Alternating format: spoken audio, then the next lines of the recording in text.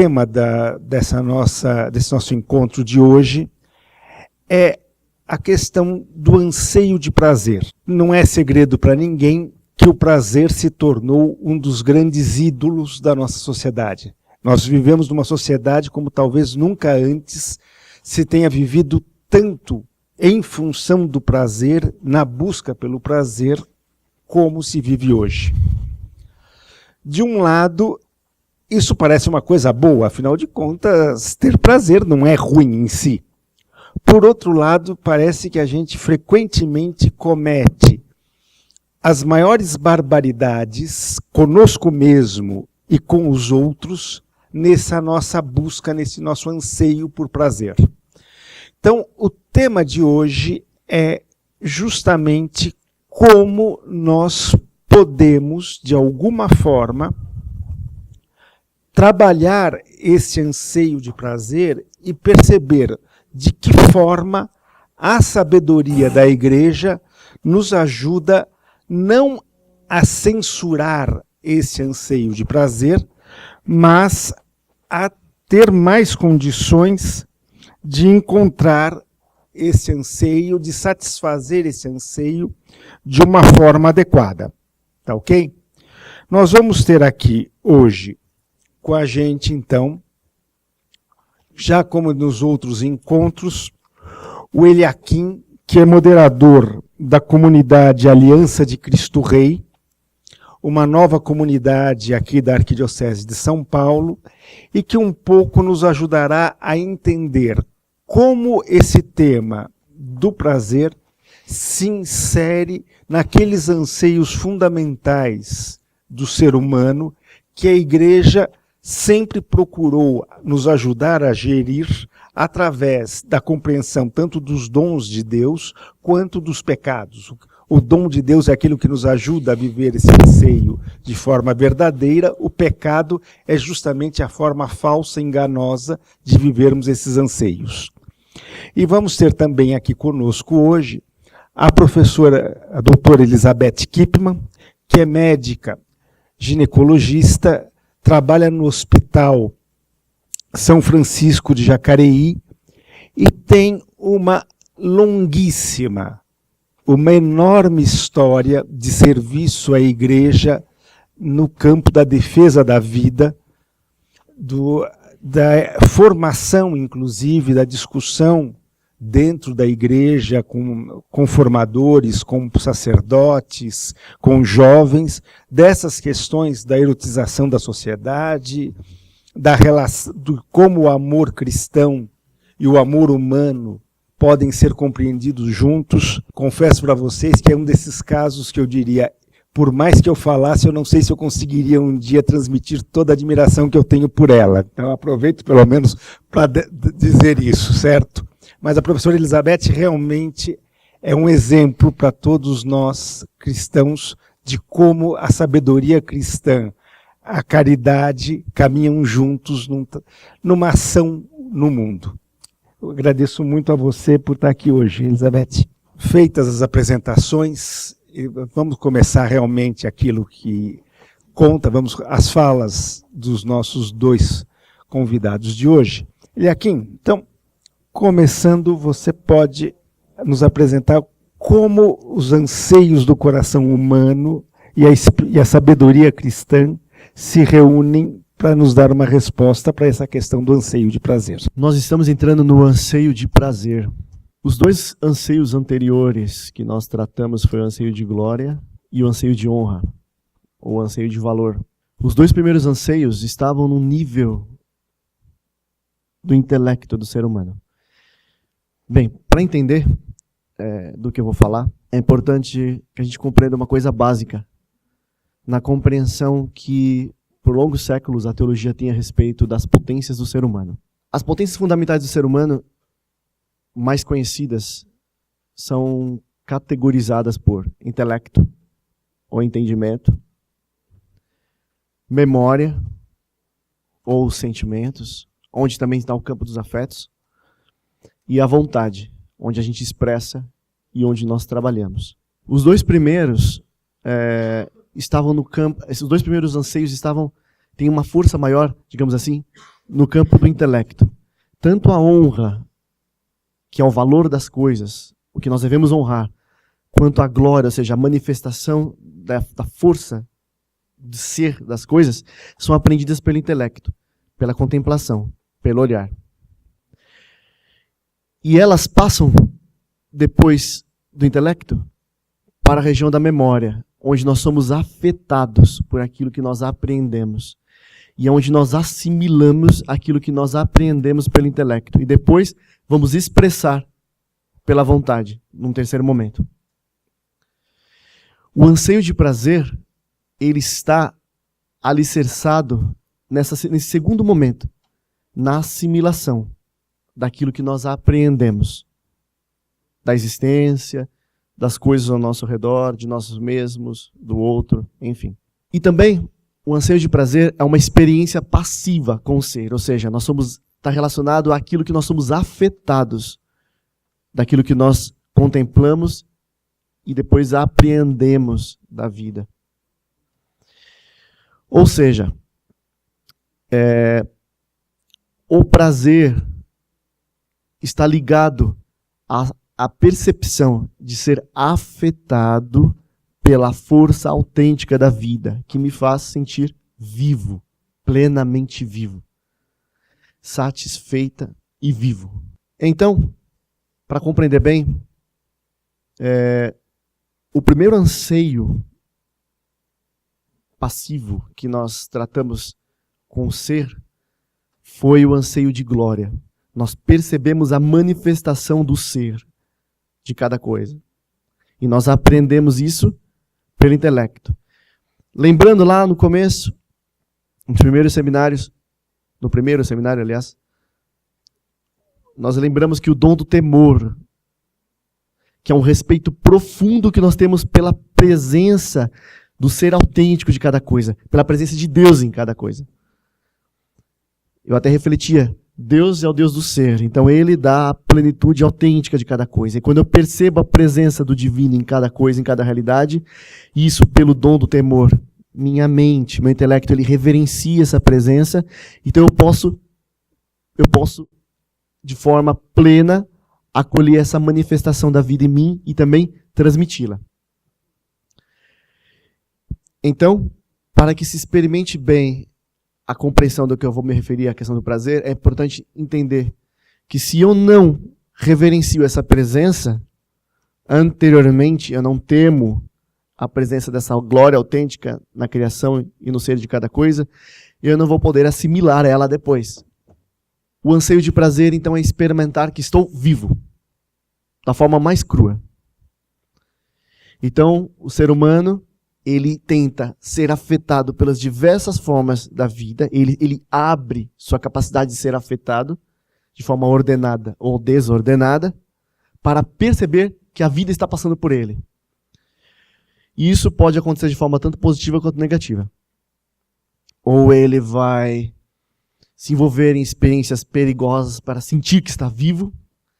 E assim, a forma mais comum de hoje, especialmente a juventude, de experimentar o prazer é ou pela experiência com a adrenalina, que é justamente o que eu acabei de dizer, a experiência do perigo, ou a experiência, de fato, da sexualidade, onde eu experimento as minhas potencialidades, onde eu estou vivo. E existem diversas, né? E quando isso se corrói, quando isso se perde, o ser humano ele pode procurar ser afetado por coisas diversas. Seja uma experiência com as drogas, seja uma experiência com algo até mesmo proibido ou não permitido pela sociedade, apenas para sentir que estou vivo. Então isso pode ir longe. E como nós deveríamos, então, pensando de forma bastante cristã, orientar o ser humano para que ele experimente a vida de forma autêntica, para que ele experimente esse prazer de estar vivo de forma autêntica. A igreja, então, nos apresenta os dons da santificação. E a cada anseio, nós temos apresentado um. Como eu dizia agora há pouco, que no anseio da glória, ou seja, de perceber a manifestação da vida em mim, e aí eu aprendo ela com o temor de Deus, que não tem nada a ver com ter medo de Deus, mas tem a ver com ter medo de perder o que é autêntico, ter medo de perder o que é valioso. Então, o dom do temor, ele inclina, ele faz o meu intelecto reverenciar a presença autêntica do ser de cada coisa que só Deus revela, para que sejamos preenchidos por essa nobreza. E depois, para que possamos também transmitir apenas aquilo que é nobre. Agora, no campo dos afetos, né? Primeiro o intelecto, agora no campo dos afetos, eu devo me preocupar para que os meus afetos, eles abracem, ou seja, eles deixem ser afetados, eles se envolvam com aquilo que é autêntico dessa manifestação da vida. E o que ordena os afetos é o dom da piedade. Então é muito importante entender o que é a piedade. E é muito importante que eu também desmascare a piedade aqui, um pouco. O termo popular, piedade, para nós quer dizer muitas coisas, como muitas palavras, menos aquilo que ela é. Piedade, para o senso comum, está relacionado à pena. Tem piedade de mim, tem pena. Compaixão. Ou então a uma experiência de oração bem distante de uma pessoa piedosa que está rezando alguma devoção. Então, tem esses dois extremos. Mas a piedade é muito mais presente na nossa vida do que nós pensamos. A palavra piedade do latim, pietas, se refere-se à afeição. Então, o dom da piedade é a graça extraordinária que, dentro da natureza humana, ordena os nossos afetos, as nossas afeições, para que nós sejamos afetados pela experiência autêntica da vida. Compreende? Como não tem nada a ver com o conceito comum, mas dá para entender por que degenerou apenas na ideia de pena. Porque se ter piedade é sentir a afeição, é deixar-se ser afetado pela experiência autêntica da vida, naturalmente, pedir que Deus tenha piedade de mim, ou que eu tenha piedade de uma pessoa, significa que que meu coração esteja aberto e sensível à realidade do outro. Daí tá ok, tá correto. Ter piedade é ter afeição, é ter a capacidade de ser afetado pela realidade autêntica ao meu redor, de alguém, e pedir que Deus tenha piedade de mim, é pedir que Deus tenha compaixão de mim. Ter compaixão de alguém. Então não está errado. O problema está quando a gente limita essa palavra à pena. E a gente não compreende, então, o que tem a ver o dom da piedade com o prazer? Tudo. Se o prazer é a capacidade de experimentar e ser afetado pela força autêntica da vida, que é o que as pessoas procuram em experiências muitas vezes desordenadas, a piedade autêntica vai ordenar os meus afetos para experimentar a vida forte, autêntica, permanente, em cada realidade, não apenas num único momento de oração retirada. Compreende? Mas em todos os momentos. Ou seja, a piedade ela ordena os meus afetos para que uma coisa pequena ou grande, autêntica, me afete. Lembrando bem que lá no Anseio de Glória nós utilizamos uma palavra, inclusive para dizer a respeito da liderança, que é muito interessante que entra aqui, que é uma palavra de Salomão, no livro dos Provérbios, que a glória de Deus era ocultar as coisas, e a glória do rei é revelá-las. Certo? A glória de Deus é ocultar as coisas, e a glória do rei é revelá-las, ou seja, é rei aquele que revela o tesouro e o valor oculto de cada coisa. E agora a gente está na segunda etapa. Esse rei, ou seja, a qual nós somos chamados a sermos, de alguma forma, colaboradores e cooperadores do Criador, somos chamados não apenas a revelar o valor e a força da vida em cada coisa, inclusive nas mais simples, como os santos fizeram, mas também ser afetado por elas para experimentar prazer autêntico e forte e permanente. Então, seguindo essa linha de raciocínio, se percebe de cara que a experiência de fé autêntica, governada pela piedade, é uma experiência de prazer absoluto, permanente e de êxtase, não de um único momento, mas de um momento constante, de encontro constante com a força de Deus em cada coisa.